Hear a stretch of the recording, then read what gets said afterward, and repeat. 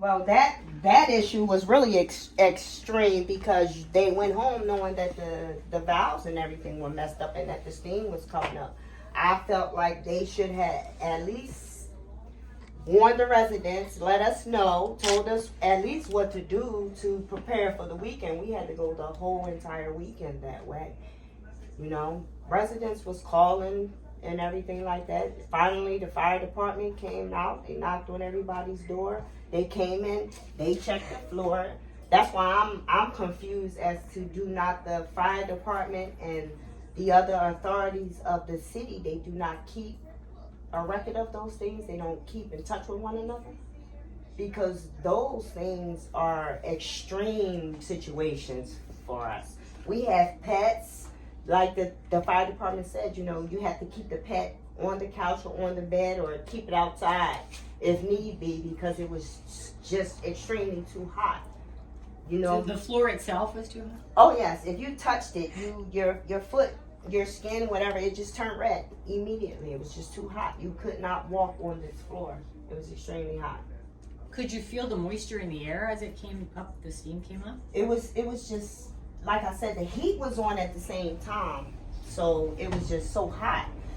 I mean, I stayed in a room with the fan and in the air and everything like that. So I didn't really come out here too much as possible. I tried to keep the dog outside as much as I possibly can. But as far as the steam, I didn't really just feel the steam. I just felt a lot of the heat.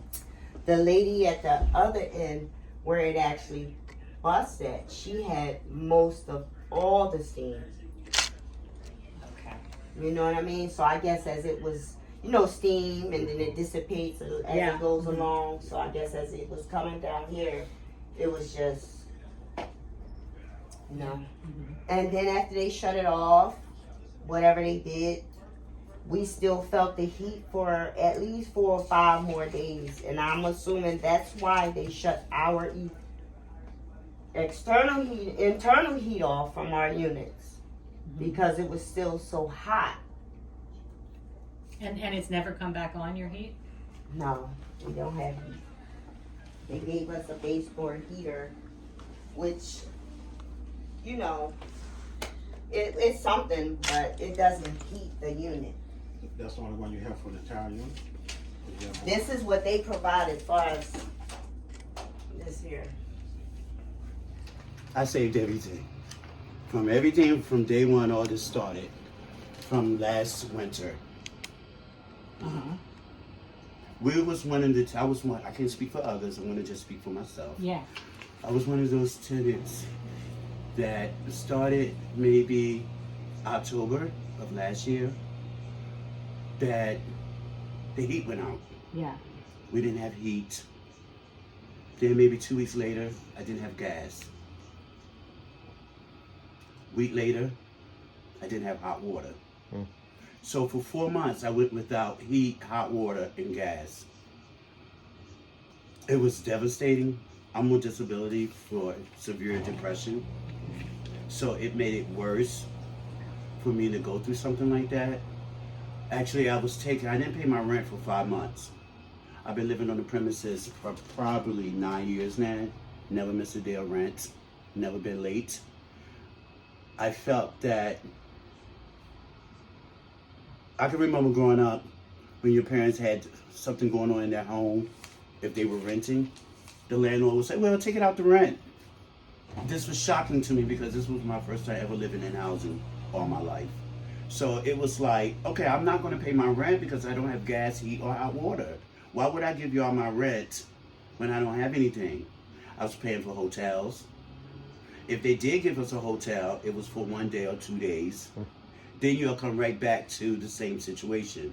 So a lot of us felt like, why leave? We had some type of issue going on this past 2 weeks. It was 2 weeks ago.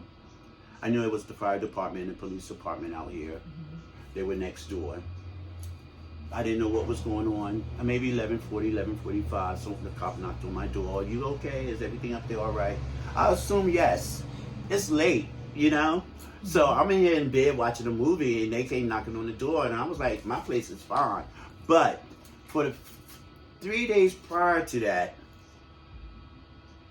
I'm in the bathroom. I said, oh my God, why is I'm sweating just sitting on the toilet? Mm-hmm. It was so hot. My neighbor downstairs said, can you come into my apartment? I was like, for what? She said, take off your shoes. I said, for what? That's a weird question. Yes. She said, Yeah. it was so hot you could not walk on the floor. Wow. But at that time, we didn't know the heater pipe burst underneath us. We just knew that it was a bunch of steam. So the next morning, it was Sunday. I go into my kitchen about 12:30 that afternoon. I decided that I wanted to cook some breakfast. I'm cooking. I said, you know what? I'm gonna put my Pantenes in the air fryer. And I was like, this is a $200 air fryer. Why is it not working? But it was plugged up. I'm like, why is it not working? I'm so upset. So when I take the plug out of the outlet, I get electrocuted. Literally electrocuted. Oh my God, what is going on? Still didn't know what was going on. Then I look, I see all this water coming out of the outlet. I said, oh my God. Instantly, I called security. They said they were going to send a maintenance man. But I said, you know what? This is too much. I called 911. Good. Fire department came. When they got here, he said, maybe we should turn off this, go into the circuit breaker. When they went behind here, let me show you guys. When they came behind here, the water came out of here. Wow. It was nothing but complete. See how this is off the wall now? Yeah. Because it dried out because it's been 2 weeks.